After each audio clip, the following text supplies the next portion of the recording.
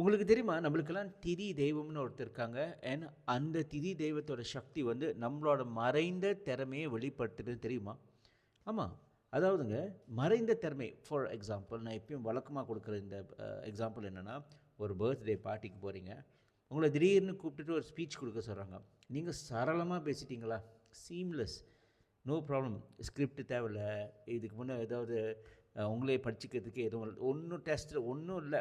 அப்படியே சரளமா பேசிட்டீங்க வச்சுங்களேன், அது உங்கள் ஹிடன் டேலண்ட்னு அர்த்தம். மறைந்து கொண்ட திறமைகள். இந்த மறைந்து கொண்ட திறமைகள் தெரிய வரும்போது, நம்மளுக்கு ஒரு என்ன சொல்லுவாங்க, ஓ! எனக்கு இது இருக்கே! தெரியாம போச்சேன்னு ஒரு ஒரு வகையான தன்னம்பிக்கை கூடும். செல்ஃப் கான்ஃபிடன்ஸ் கூடும். ஆஃப்கோர்ஸ் செல்ஃப் கான்ஃபிடன்ஸ் கூடுனாலே நம்மளுக்கு வாழ்க்கையில் வெற்றி தான். அதுதானே முக்கியம். அதுதானே அடிப்படை கான்ஃபிடன்ஸ் இல்லையா? அதனால் திதி தெய்வம் யாருன்னு உங்களுக்கு தெரியணும். உங்களோட திதி தெய்வம் யார்? உங்களோட மறைந்த திறமைகள் என்ன? அது ஆஃப்கோர்ஸ் பார்த்து தான் சொல்ல முடியும். ஓகே. ஸோ நான் என்ன யோசிக்கிறேன்னா, I mean I'm thinking of a new service here.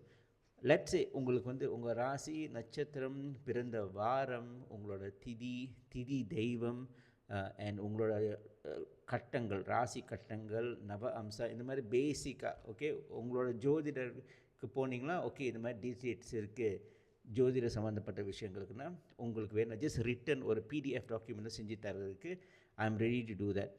முக்கியமாக உங்களோட திதி தெய்வம் யாருன்னு தெரிய வரும். ஸோ நீங்கள் கேட்கலாம், ஓகே ஐயா திதி தெய்வம் தெரிஞ்சிருச்சு எனக்கு, இதுக்கப்புறம் எப்படின்னு. வெல் இப்போ ஃபார் எக்ஸாம்பிள் நீங்கள் வந்து சதுர்தசி அன்றைக்கி பிறந்திருக்கீங்க வச்சுக்கோங்க. சுக்ல சதுர்தசியோ, சுக்ல என்றால் வளர்ப்பிறை, தேய்பிறை வந்து கிருஷ்ண.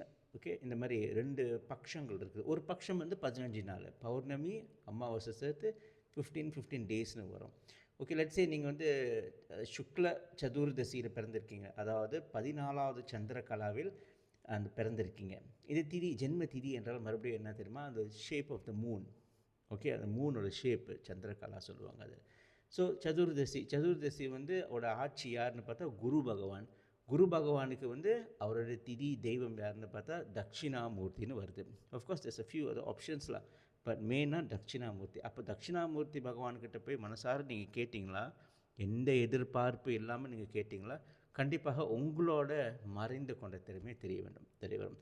ஓகே அகெயின் நான் சொன்ன மாதிரி இஃப் யூ வாண்ட் ஒரு ஒரு ஜஸ்ட் ஒன் பேஜில் உங்களோட ஜாதக கட்டம், உங்களோட டீட்டெயில்ஸ், பர்த் டீட்டெயில்ஸ், அதில் ஒன்றும் ப்ரிடிக்ஷன்லாம் எதுவும் இருக்காது, கணிப்பதெல்லாம் எதுவும் இருக்காது. ஜஸ்ட் உங்களோட பர்த் டீட்டெயில்ஸ். ஆனால் அதில் வந்து இந்த திதி தெய்வம் யாருன்னு கணிச்சு சொல்கிறதுக்கு வெறும் 11 ரிங்கெட் தான். Everybody can see this. Okay எல்லோரும் பார்க்கலாம். உங்களுக்கு விருப்பம் இருந்துச்சுன்னா என்னோடய புலனம் பாயோவில் இருக்குது, இங்கே மெசேஜ் பண்ணாதீங்க, டிக்டாக்ல மெசேஜ் பண்ணாதீங்க. புலனம் வந்து என்னோடய பாயோவில் போயிட்டிங்கன்னா பாயோவில் லிங்க் ட்ரீன்னு ஒன்று இருக்கும், அதை நீங்கள் தட்டுனீங்கன்னா என் நம்பர் இருக்கும்.